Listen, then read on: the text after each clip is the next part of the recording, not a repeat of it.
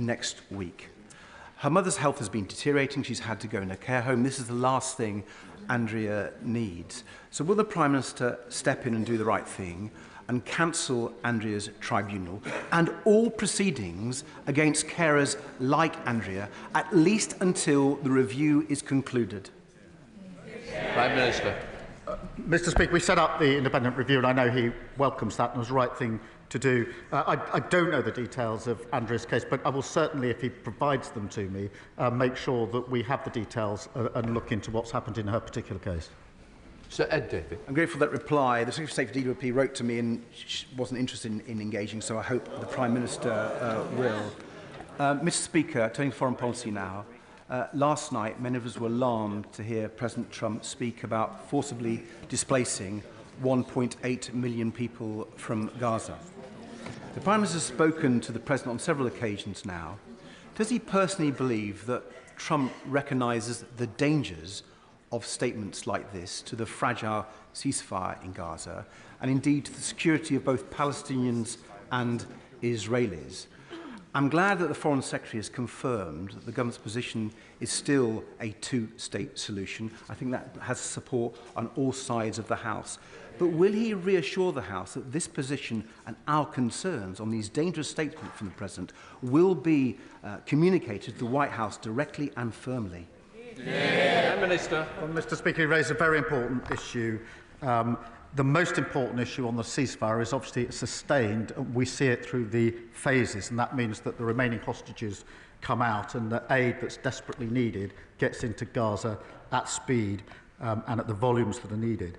I have, from the last few weeks, two images fixed in my mind. The first is the image of Emily Damari reunited with her mother, which I found extremely moving. The second was the image of thousands of Palestinians walking, literally walking through the rubble to try to find their homes and their communities in Gaza. They must be allowed home. They must be allowed to rebuild, and we should be with them in that rebuild on the way to a two-state solution. Patricia Puggs. Thank you, Mr. Speaker. The announcement of a third runway at Heathrow is obviously a massive boost to growth in the economy. Does my right honourable friend agree with me that it is important that the economic boost is spread around the UK? And will he therefore agree to ask the relevant minister to meet with me and other Glasgow MPs and with the Chamber of Commerce to discuss the possibility of a new supply chain hub being created in the city where materials for Heathrow's expansion could be reassembled? Prime Minister. Well, Mr. Speaker, she's right. The new runway at Heathrow can boost economic growth across the whole of the country. It would boost the economy by billions and create over 100,000 jobs across the UK, with 60% of the economic benefits outside London and the South East. It is, Mr. Speaker, good for Scottish passengers and Scottish businesses, particularly Scottish salmon, which is the #1 export passing through Heathrow, worth £970 million over the last 5 years. I'll obviously happily make sure that she gets a meeting with the relevant minister. Nigel Farage. Thank you, Mr. Speaker. If I can assure the honourable member for Rugby that Reform want healthcare to be free at the point of delivery.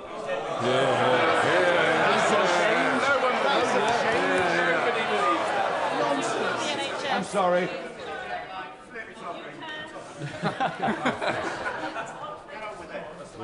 I'm sorry, Mr. Speaker. There appears to be some panic on that side of the House. I'm not surprised. To ask the Prime Minister, I'd like some advice, please. What do I say? Oh, they really are panicking, aren't they?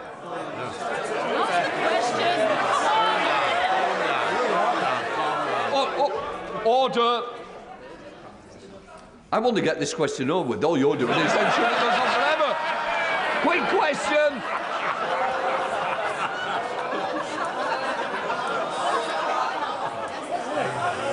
To ask the Prime Minister for some advice, what do I say to 25,000 constituents in Clacton, including...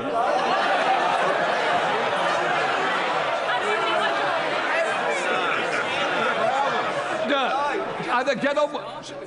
No, you've got it. No, we're not both standing at the same. Look, I need a quick question, then I can get you the answer. Come on. What do I say, Prime Minister, to 25,000 constituents in Clacton, including 99-year-old Jim O'Dwyer, who flew a full set of missions on Lancaster bombers as tail end Charlie, as they're losing their winter fuel allowance, feeling the pinch, whilst at the same time we're prepared to give away a military base and pay £18 billion for the privilege of doing so. Mr. Speaker, he talks of panic. The only panic is people using the NHS who know that under his policy he wants to charge them for using the NHS. And what he should say to the people of Clacton when he finally finds Clacton is that they should vote Labour because we're stabilising the economy and boosting the Gems. Mr. Speaker, Thank you, Mr. Speaker. Many of my constituents in Folkestone and Hythe are expressing their frustration at the previous Tory government net migration figures, which quadrupled, increasing by nearly 1 million. But unbelievably, the Shadow Foreign Secretary has admitted that her party is proud of their open borders experiment on Britain. So will the Prime Minister explain what he is doing to bring these numbers back under control? Well, I'm grateful to him for raising this because we know that the Leader of the Opposition personally lobbied to remove annual limits on student and work visas. The Shadow Foreign Secretary still thinks they got a great record on immigration, forgetting that they quadrupled immigration, reaching almost 1 million a year. Our Borders Bill will give stronger powers than ever to tackle people smugglers. We've already removed 16,000 people with no right to be here. The question for the opposition is, will they walk into the lobby with us next week to secure our borders? Thank you, Mr. Speaker. After she was kidnapped and shot, Emily Damari was held in captivity by Hamas in UNRWA facilities, confirming many of our fears that UNRWA is riddled with Hamas sympathisers. So, the British people do not want our aid being stolen by Hamas. So will the Prime Minister agree with me that we should stop funding Hamas, follow the example of other nations and divert our aid to other, more trustworthy agencies? Prime Minister. On the question of Emily Damari, I've spoken with Mandy on many occasions, including when she didn't know whether her daughter was alive or not. And just listening to her was to really understand the torture that she went through. I spoke just the other day to Emily herself about the conditions in which she was held, and of course will continue to do so. But to be absolutely clear, and he knows this, we're not funding Hamas. Never will we condemn Hamas, and everybody in this House should condemn Hamas. Sarah Russell. Thank you, Mr. Speaker. 54,000 women a year lose their jobs when they are pregnant or on maternity leave. 1 in 10 HR managers say they would be reluctant to hire a woman whom they thought was might start a family. Law has not solved this. Will the Prime Minister please meet with me, Dad Shift and Pregnant Then Screwed to discuss the ring-fence paid paternity leave that is needed to bring about change? Prime Minister. She raised a very important issue in relation to maternity pay and maternity leave. The Leader of the Opposition thinks that maternity pay is excessive, and that's the difference. We know that workers' rights are pro-growth, and I'm proud that our Employment Rights Bill will introduce parental leave from day one, which means 1.5 million more employees will be entitled to unpaid parental leave and 30,000 more fathers to paternity leave. I'm happy to ensure that she gets the meeting with the relevant minister. Gagan Mahindra. Thank you, Mr. Speaker. I know that, like everyone in the House, the Prime Minister is an honourable member. On that basis, can you repeat his assurances that all rules were followed while the country was in Tier 4 lockdown in December 2020, not just by him, but as his team as well, but also his voice coach, Leona Mellinger? Prime Minister. Mr. Speaker, in December 2020, I was in my office working on the expected Brexit deal. With my team, we had to analyse the deal as it came in at speed. prepare and deliver a live statement at speed on one of the most important issues for our country in recent years. That's what I was doing. What were they doing? Suitcases of booze into Downing Street, partying and fighting, vomiting up the walls, leaving the cleaners to remove red wine stains. That's the difference. I was working, they were partying. Louise Haig. Thank you, Mr. Speaker. I know the whole House will support the Prime Minister's comments and send our thoughts to the family and all those who loved Harvey Wilgoose after his tragic and senseless death on Monday. I support the government's actions to tackle the sale of certain knives online. But before national media attention moves on from yet another tragic death of a young person, I know the Prime Minister will agree with me that in order to tackle the scale of the crisis engulfing too many of our communities, we need a whole system, cross-government approach to tackle the root causes of violence. Will he commit his government to tackling such a national strategy? Prime Minister. This incident was horrific and senseless, and I thank you for raising it. I think the thoughts of the whole House are with the victims' family, friends, and the school community and the wider community who've been impacted by this. We're all grateful to the first responders, the police officers and the medical staff who attended the scene, and it's right that South Yorkshire Police are given the time and space to carry out their investigation. We do need to do everything we can to bear down on knife crime. It is too easy to get knives online. It's too easy to carry knives without proper consequences. And that's why we've made it an absolute priority in government. And I hope it's a cross-party issue to absolutely bear down on knife crime. James McCreary. Thank you, Mr. Speaker. I know the Prime Minister will share my deep concern that families in my constituency of Lewis, particularly those with disabled children, face agonising waits for essential adaptations to council housing. In my inbox, I have cases where delays have left people unable to use a bathroom or even access a kitchen to simply make a cup of tea. Will the Prime Minister meet with me to discuss how we can ensure councils have the funding they need urgently to build and retrofit homes to ensure that all children have the start in life they deserve? Minister. Look, can I thank him for raising this really important issue for his constituents and actually so many constituents. I'm pleased to confirm that we've put down £69 billion for councils. That's a 6.8% cash terms increase, including up to £3.7 billion in vital additional funding for social care. We've doubled the funding for the Disabled Facilities Grant, an additional £86 million, to allow 7,800 more disabled and elderly people to make improvements that enable more independent lives, and will continue to do so, working across the House. Rudd Snell. Thank you very much, Mr. Speaker. Mr. Speaker, 83 proud pottery workers woke up on Monday morning with no job following the collapse of the 200-year-old Royal Stafford pottery firm. It is a crisis in our ceramics industry. Escalating prices for energy and fake and foreign imports is causing a real problem. So could I ask the Prime Minister if he, through his offices, can arrange for the energy companies to meet with Ceramics UK and the GMB as the voice of the workforce so we can hammer out a new deal? And can he promote, through public procurement, buying British so that proud manufacturing jobs in Stoke can be protected? Minister. Well, I'm grateful to him for raising this really important issue, and it is obviously a question of jobs, but it's also a question of identity and a sense of place. And of course, we'll work with the energy companies, and of course, we'll have the relevant meetings, as he suggests. Colin Miller. Thank you, Mr. Speaker. Agnes lives in my Bicester and Woodstock constituency. In 2019, when she was 9, she was referred by her GP to Child and Adolescent Mental Health Services, CAMS. Agnes has had to wait over 9 years for an assessment for the neurodiversity that has caused her crushing mental health problems. Last year, when Agnes's dad, Jim, sought to accelerate her appointment, he was told that CAMS could not see her or prioritise her appointment, and I quote, unless Agnes is actively trying to kill herself.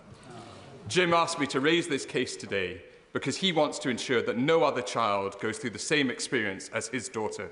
Will the Prime Minister meet with Agnes, Jim and me to hear their story? Minister. Can I thank him for raising this issue in that way and pass on to Agnes and Jim just how impactful what he has said is and how important it is that he continues to raise this issue, because far too many children and young people are waiting far too long to receive the mental health support that they need, and we're determined to ensure more children and young people can access high-quality mental health support in a timely manner. Thank you, Mr. Speaker. Please. Llandudno is a beautiful seaside town, a wonderful place to visit, but businesses are struggling with the rise in shoplifting. In many cases, thieves are stealing a full view of staff because they just don't fear the consequences. The recent funding boost for neighbourhood policing is very welcome, but could the Prime Minister please tell my constituents what more this government is doing to tackle retail crime and deter repeat offenders? Prime Minister. Well, for far too long, crimes like shoplifting have been written off as low level.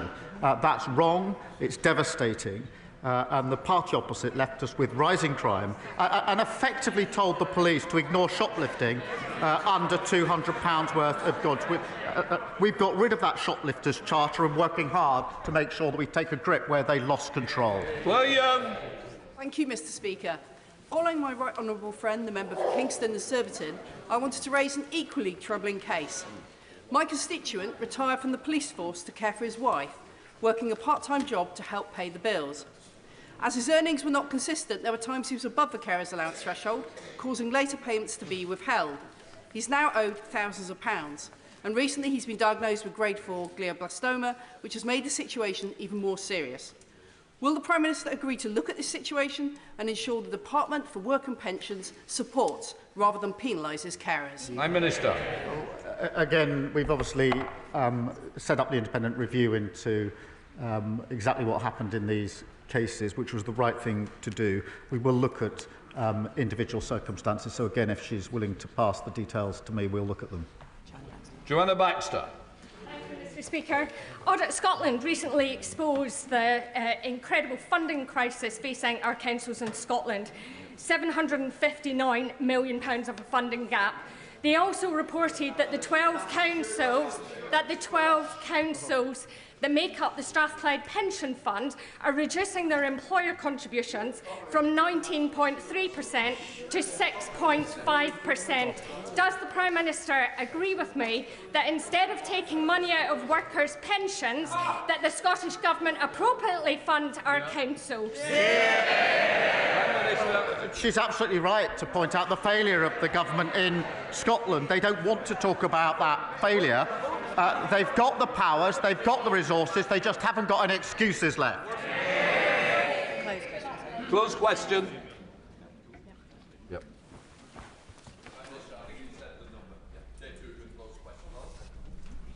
The honourable member asks about visiting Scotland. As he knows, my first visit as a Prime Minister, within days of becoming Prime Minister, was to Scotland, where I met the First Minister.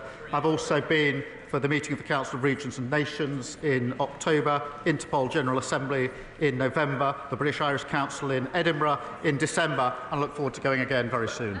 Ed Dugan. Interesting, Mr. Speaker, the Prime Minister couldn't tell me when he was going to be coming to Scotland next. But does he agree with the withering assessment of the eminent politics professor Sir John Curtis, who says the current UK Prime Minister is the worst thing to happen to Anas Sarwar? And if he doesn't, and he should, does he think it's stripping Scottish pensioners of their winter fuel payment, or abandoning workers in Grangemouth, or attacking the national insurance payments of farmers? Does he believe that is what's catastrophically torpedoed Labour in the polls in Scotland? So when he does get a date, he can even bring his Chancellor with him to back him up on the numbers, assuming she's still the Chancellor by then. I remember when that rhetoric used to come from them sitting down here. Order. Mr. Dugan, I want... Order. Mr. Dugan, I want no more. Prime Minister. He has to shout, Mr. Speaker, because they're so far up there, so few of them, that they can't get heard without shouting.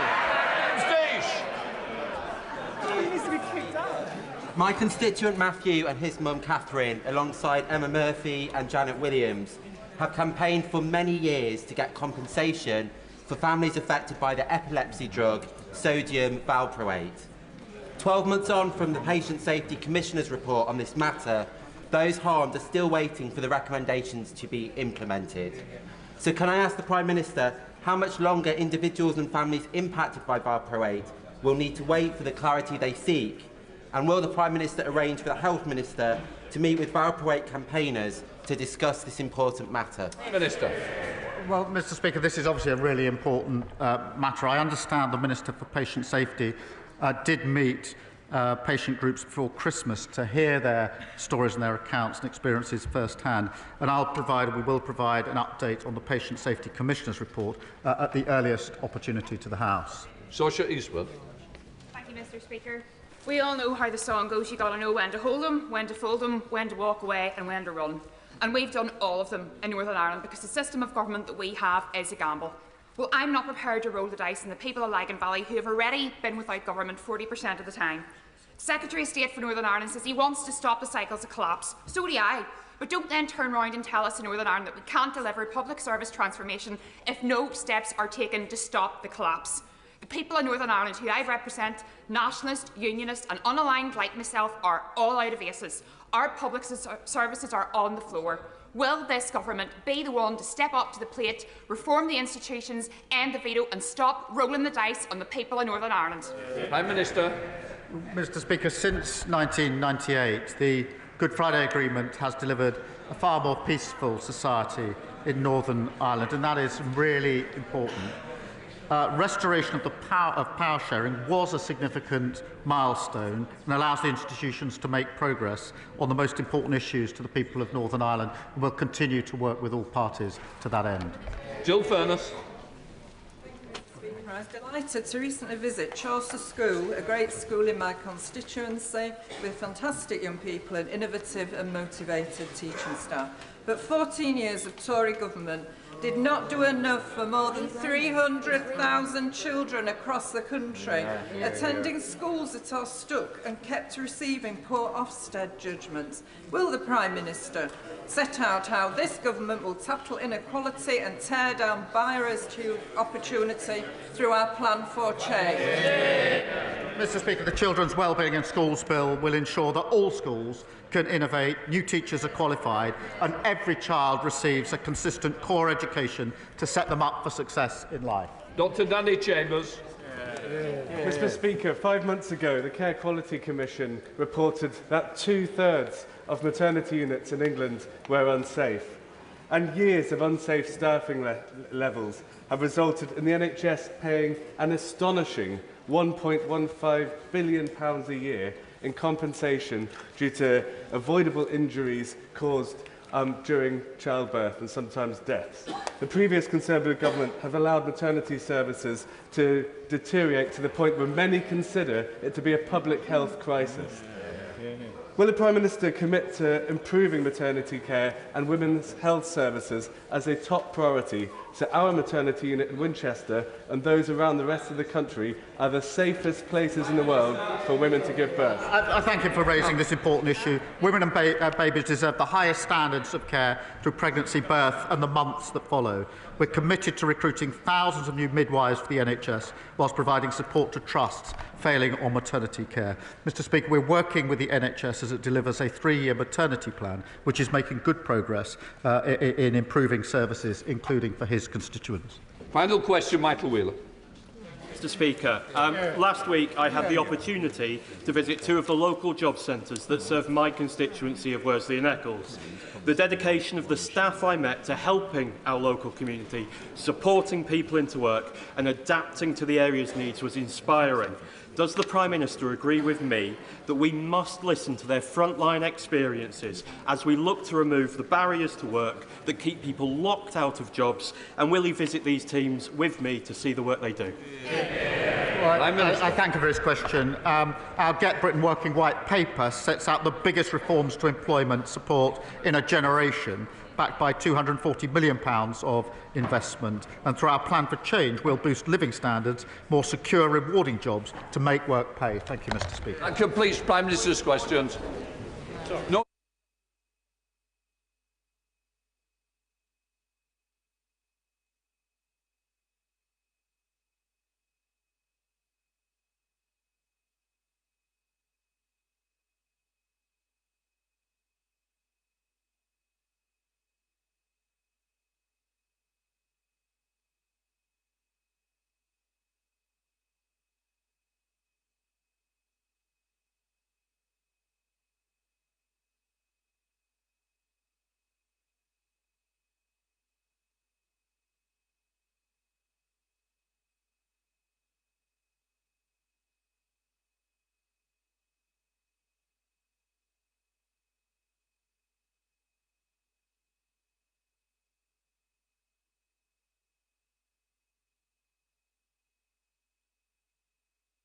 Right, we now come to the urgent question.